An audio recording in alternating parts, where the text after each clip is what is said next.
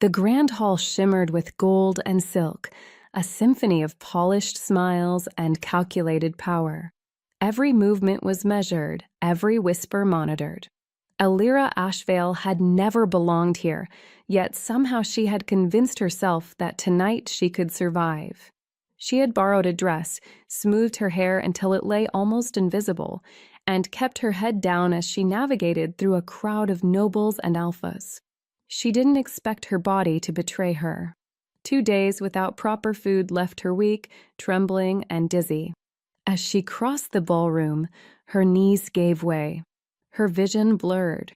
For a heartbeat, she thought she might scream, but then everything went dark. Gasps rippled through the hall. Conversations froze mid-sentence. The music stopped. All eyes turned toward the center, where Alira crumpled like a fallen leaf. For a moment, no one moved. She was nothing but an outsider, a girl who shouldn't have been seen, and the world seemed to confirm it. Then, a presence. Calm, unyielding, and undeniable. Kaelric Thorn, Alpha King of the largest pack territories, ruler whose authority was felt rather than announced, moved through the frozen crowd. The chatter, the whispers, the judgment, they all faded as his gaze fixed on her. No one dared step in. No one dared approach. He reached her in strides that seemed to bend time. Strong arms lifted her effortlessly, and warmth enveloped her like a shield. His scent, power, and presence pressed against her, grounding her in a way no one else ever had. The room seemed to shrink around them, eyes wide and mouths open in silent awe. "Bring food," Kaelric ordered, his voice calm but unshakable. Servants rushed forward, but he didn't release her. He didn't let her go. Not yet. Alira's fingers trembled as she tried to push herself upright, but her strength wasn't enough. His gaze never wavered, sharp, assessing, protective. Her heart pounded, a chaotic rhythm against the steady beat of his presence. For what, he asked quietly when she muttered an apology she barely understood. For being here, she whispered, shame curling in her chest. Kaelric's lips pressed into a line unreadable. Then he turned toward the crowd. "If anyone here believes hunger is a crime," he said softly, the authority in his tone silencing murmurs, "you are free to leave." No one moved. No one dared.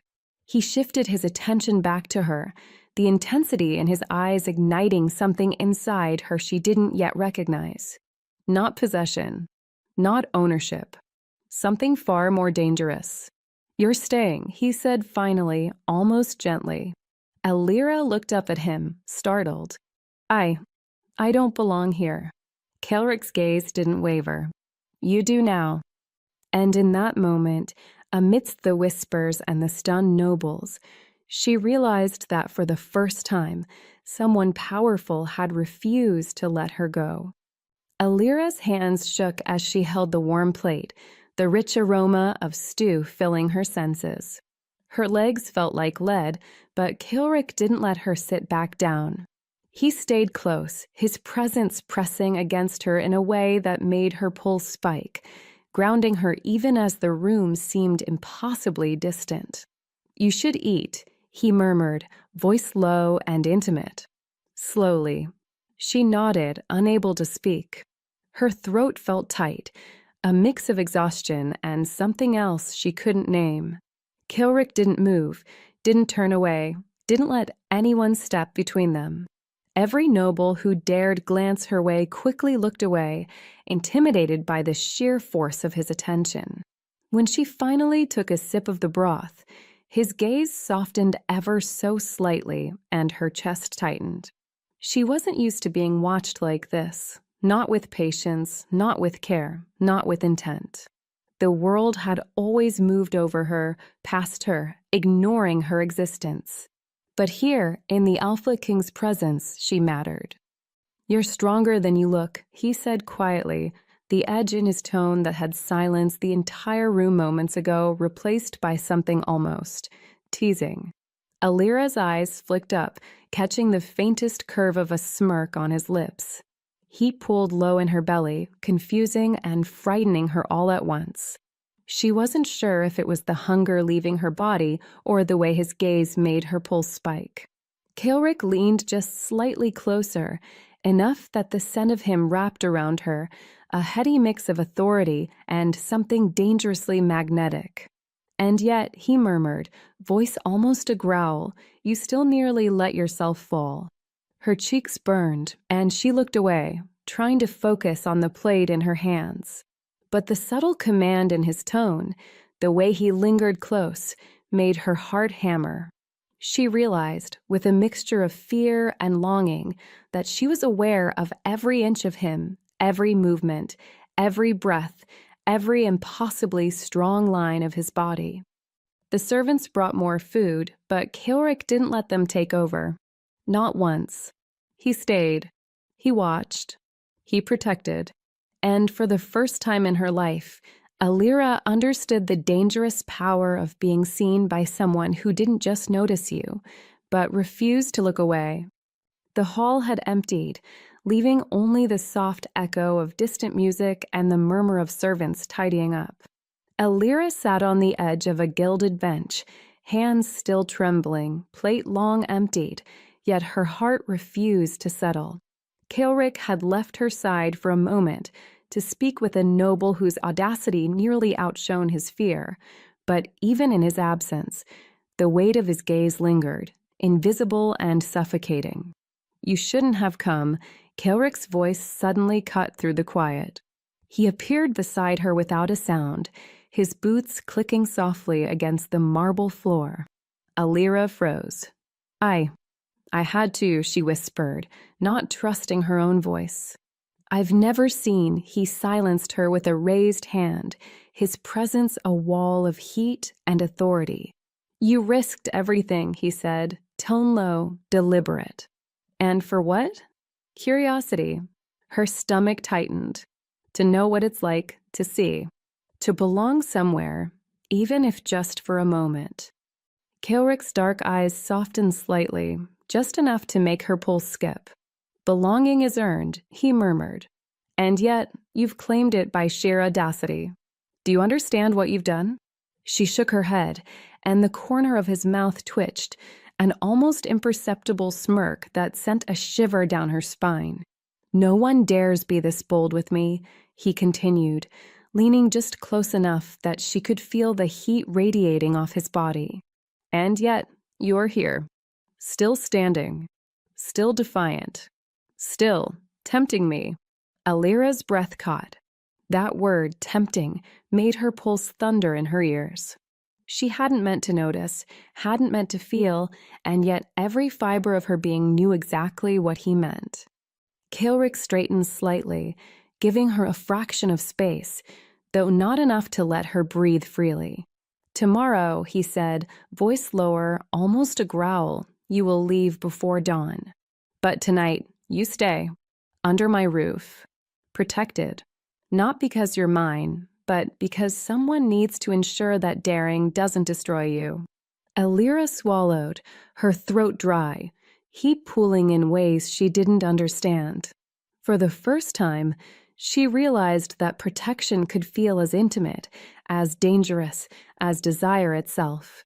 And that staying close to the Alpha King wasn't just survival, it was a risk she wanted to take, even if it terrified her. Morning arrived with a muted haze of sunlight spilling through the tall windows. Alira had barely slept, not from fear, but from the relentless awareness of Kilrick's proximity, even in her dreams. She moved quietly, careful not to disturb him or the servants who had arranged her modest quarters under his watchful orders. A knock at the door startled her. Before she could answer, it opened to reveal Kilrick, his dark hair slightly mussed, eyes sharper than ever. Breakfast, he said simply, holding a tray. No warmth, no smile, yet every motion carried an unspoken authority that made her pulse quicken. Thank you, she whispered, cheeks burning. He stepped inside fully, closing the door with a slow, deliberate click. The room suddenly felt smaller, charged, as if every inch of space vibrated with the tension between them. "You're still weak," he murmured, setting the tray down, "physically and otherwise." Alira's hands trembled slightly. "I can manage," she replied, trying to steady her voice, though the heat pooling low in her belly betrayed her calm. Kelrick's gaze didn't waver. "Manage," he repeated softly, leaning closer. "You're barely surviving a single night in my world." And yet, his dark eyes flicked to hers, unreadable and dangerous. "You did it anyway." Before she could respond, a sharp rap on the door cut through the tension. A messenger, breathless, handed Kelrick a folded note. His fingers brushed hers briefly, sending an electric shock up her arm. His expression hardened as he read. "Someone from your past?" Alira asked, voice barely audible. Kelrick didn't answer immediately. Instead, he placed the note on the table, eyes flicking back to hers.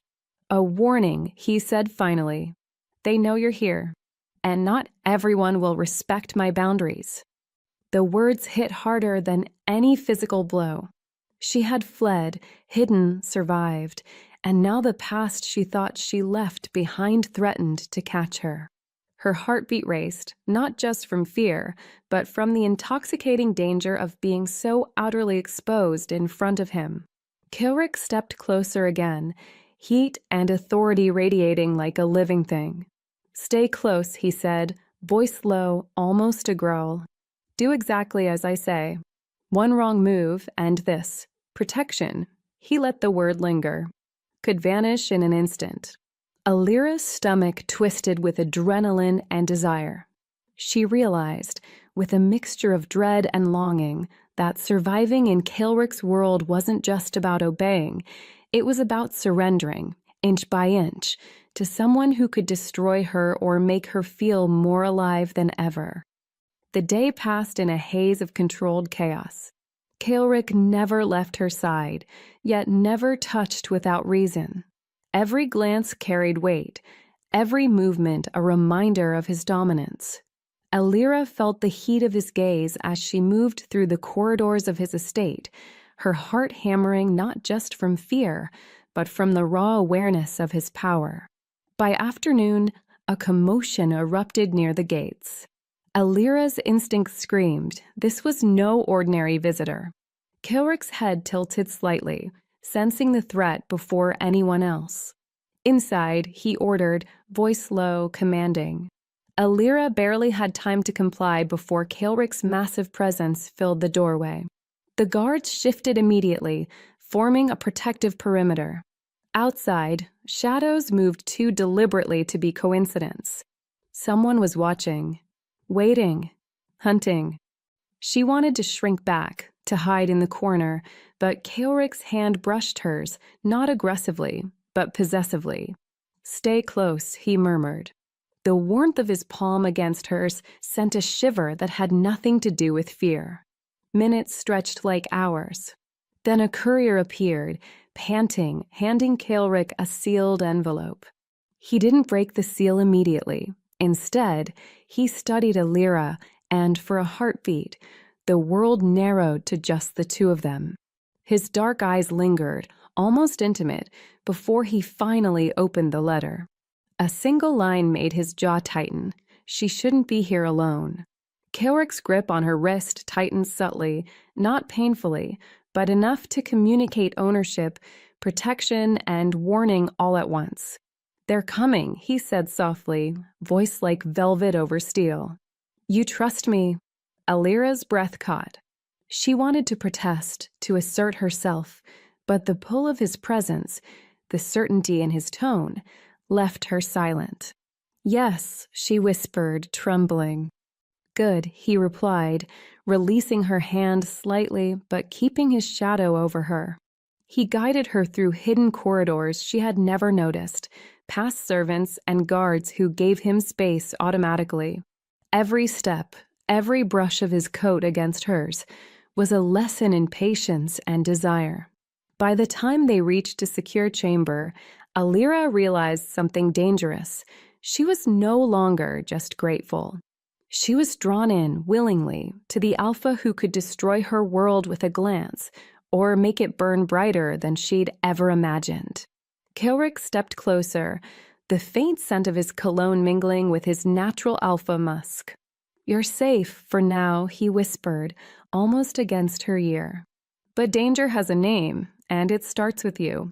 Alira's pulse raced, desire and fear tangled together, knowing she was trapped, yet unwilling to escape.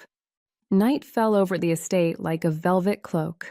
Shadows pooled in the corners, whispering secrets Alira didn't want to hear. Kilrick's presence was a constant shadow behind her, silent, watchful, unyielding. Every step she took felt measured, part fear, part curiosity, part a pull she couldn't deny. The warning from earlier hadn't been idle. Footsteps echoed outside the chamber, soft but deliberate, as if testing the walls for weakness. Alira froze. Her heartbeat threatened to betray her. Kilrick's hand found hers before she could even think. Not a touch to restrain, but to anchor. "Stay close," he murmured, voice low, almost intimate. The heat of his palm sent shivers down her spine, igniting a fire she didn't know she possessed. Minutes passed in tense silence. Then a shadow appeared at the chamber door, an intruder, cloaked, moving with purpose. Kilrick's eyes narrowed, and with a movement so fluid it seemed rehearsed for centuries, he stepped between Alira and the threat. "You shouldn't be here." Kilrick's voice was steel wrapped in velvet, each word precise, cutting through the tension like a blade.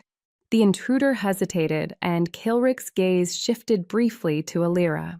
His expression softened, almost imperceptibly, but it held a warning she felt deep in her chest.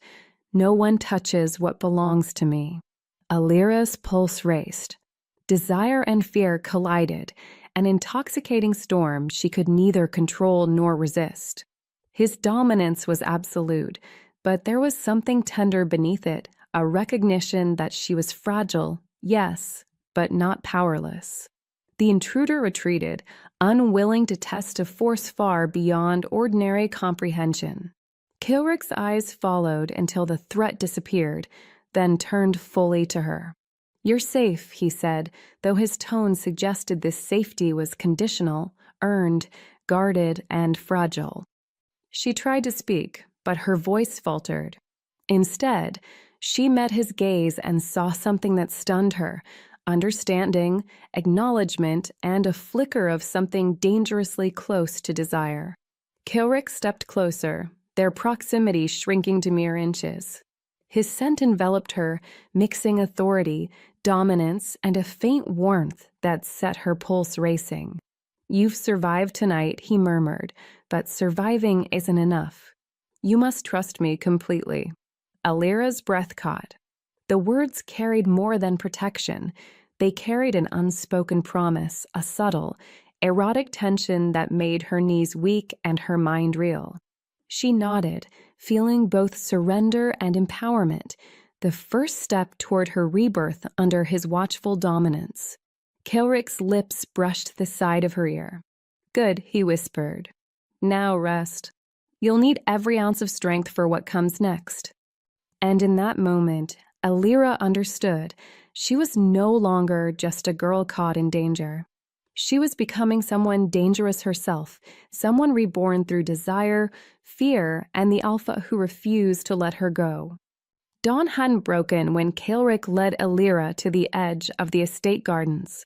Mist clung to the earth like a veil, curling around the trees, hiding her from anyone who might be watching.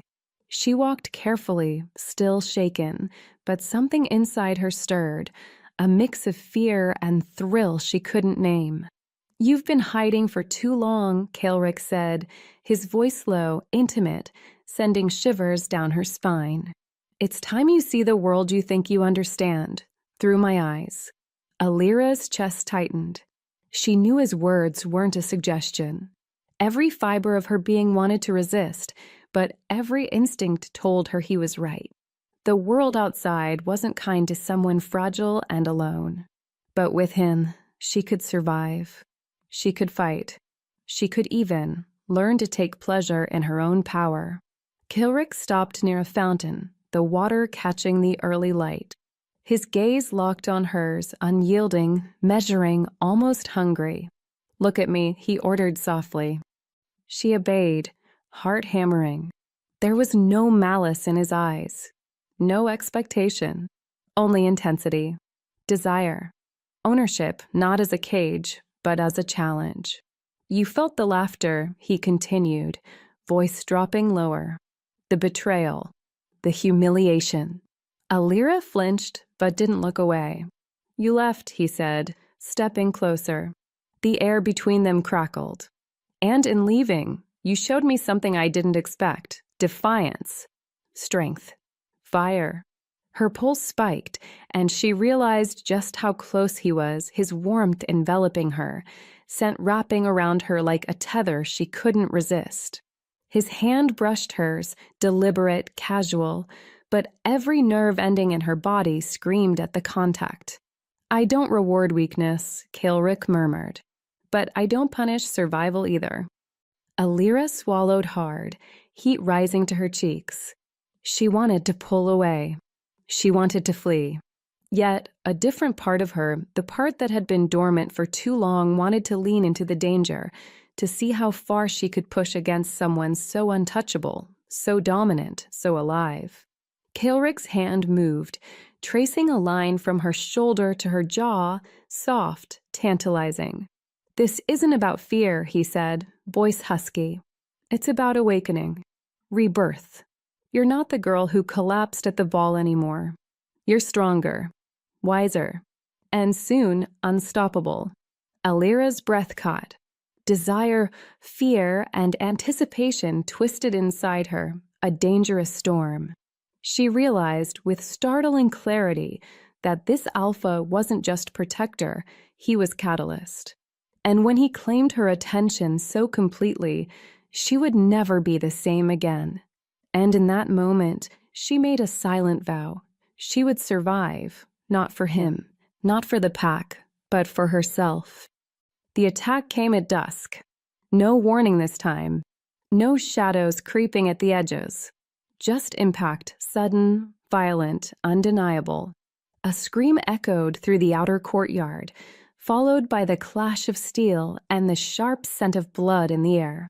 Alira's body reacted before her mind could catch up, her pulse spiking as instinct screamed one thing, run. But she didn't. Not anymore. Kilrick appeared beside her in an instant, his presence like a force of nature, controlled, lethal, absolute. "Stay behind me," he ordered, voice low, dangerous. Alira hesitated for half a second, then stepped beside him instead. His gaze flicked to her, sharp with surprise and something else. Approval. The attackers broke through the gates, masked and relentless. Not thieves. Not opportunists. This was targeted. Intentional. For her, one of them shouted. Alira's stomach dropped. Kilrick moved before fear could take hold. His body became a shield, a weapon, a storm unleashed. Every movement was precise, devastating, leaving no room for doubt about who ruled this territory. But this time, Alira didn't just watch. A man lunged past Kilrick's guard, reaching for her. For a split second, the old fear surged, paralyzing, suffocating. Then something inside her snapped. She stepped back, not retreating, but repositioning. Her hand closed around a fallen guard's blade, grip unsteady but determined. When the attacker came again, she moved. Not perfectly, not gracefully, but enough. The blade caught his arm, forcing him back with a shout of pain and shock. Silence rippled for a heartbeat. Kilrick turned. And for the first time, he wasn't looking at her like something fragile. He was looking at her like something dangerous. The fight ended quickly after that. The attackers retreated, dragging their wounded. Their purpose failed. But the air didn't settle. Not really. Kilrick closed the distance between them slowly, his gaze locked on hers, intense, unreadable. "You didn't stay behind me," he said quietly. Elira's chest rose and fell rapidly, adrenaline still burning through her veins. "I didn't need to," she replied, voice shaking, but steady enough. A pause. Then his hand lifted, brushing lightly against her jaw, not to check for injury, but as if confirming something far more dangerous. "You're changing," he murmured. Elira met his gaze, heart pounding, not from fear this time, but from the undeniable pull between them. "So are you." Something dark and heated flickered in his eyes. Because this wasn't just protection anymore. This was evolution. And neither of them would come out of it the same. The estate didn't sleep that night. Whispers spread faster than the attack itself, about the girl who fought back, about the Alpha King who didn't stop her, about the moment something shifted that no one could quite explain. Elira stood alone on the balcony, the cool night air brushing against her skin. The world beyond the estate stretched endlessly, no longer something distant or unreachable. For the first time, it felt like something she could step into on her own terms. "You're not running." Kilrick's voice came from behind her, low and certain. She didn't turn immediately. "No," she said softly. "I'm not." Footsteps closed the distance between them. She felt him before she saw him, the heat, the presence, the gravity of a man who commanded everything, except this moment. "Most would," he said, "after what happened." Elira turned then, meeting his gaze.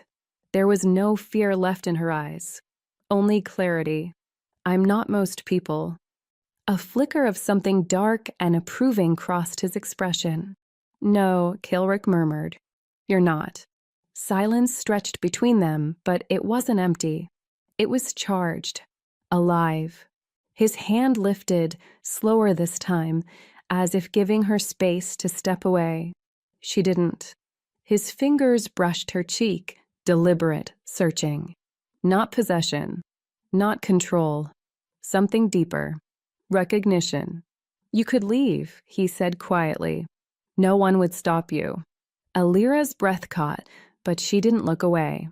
"And if I don't?" Kilrick's gaze darkened, something heated and dangerous flickering beneath the surface. "Then you stay," he said. "Not as someone I protect." His thumb traced lightly along her jaw. "But as someone who stands beside me." Her heart pounded not from fear, but from the weight of that choice. Because this wasn't survival anymore. This wasn't hunger or desperation. This was power. And what she chose next would define everything. Elira stepped closer. Not enough to close the distance entirely, but enough to make her answer clear. "I won't be hidden," she said softly. Kilrick's lips curved slightly, something rare and real. "Good," he murmured. Because neither would he. The space between them burned unfinished, unresolved, and undeniably pulling them closer. And as the night stretched on, one truth settled over everything. The girl who entered the mating ball just to survive was gone. In her place stood someone the Alpha King didn't just refuse to let go, but someone he was no longer sure he could ever control.